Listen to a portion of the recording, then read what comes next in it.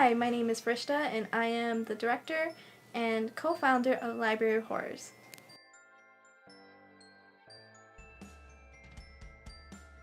The creative process was coming up with a story. I got the story from a friend named Megan, and William and I created the script and how we wanted it to go. From there, I showed Kathy the story, explained to her a little bit of my idea for it. We met up a couple weeks later. She brought me a storyboard, and I saw the images on the storyboard. I was like, alright, this looks good. This looks just like, it looks perfect. But then after that, we had the large prints, and Anthony scanned the prints inside the computer. He started editing it and putting it together, and then once he had like a rough cut, we sat, and me, William, and Anthony, and we went over the whole entire story, and I told him what should change. William and I recorded some mock audio for Anthony to put in just so he can get an idea of how long each image should be, etc.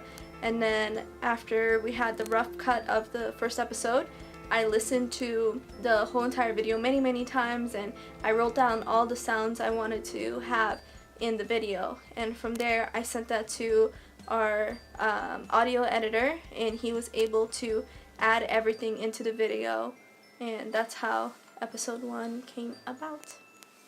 What was challenging about the first episode was that it was our very first episode, and we just needed to figure out a way to get the show going and actually make it happen. Me and William said that for our first episode of Library of Horrors, we want to pick something that's really simple, because it is our first episode and it's going to be a learning process, and we need something that's not going to be too difficult, that's actually doable. One of the challenges was that for Library of Horrors, what we really wanted to do is every story is supposed to come from a different culture, a different background. The Grim Reaper was supposed to be a Mexican folktale, and we did not capture the culture at all, unfortunately. I don't know, I'm not sure what happened. It kind of got lost through the actual production of it. Yeah, just it didn't happen. Yeah, that part was kind of a miss.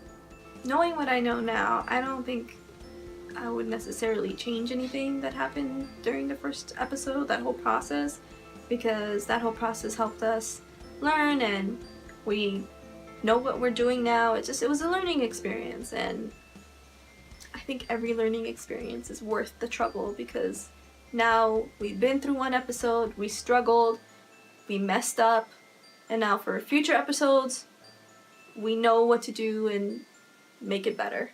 I think one thing I would do differently though, is just adding the cultural aspect to our first episode. That's about it. Everything else was just learning, and we learned from it, and now in future episodes we're implementing what we learned. What I enjoyed most about the first episode is just creating something that I'm really passionate about and I really like, and that was really exciting. And getting a team together, I think that was just exhilarating. People that actually want to work with you and be on the same team as you and create this episode.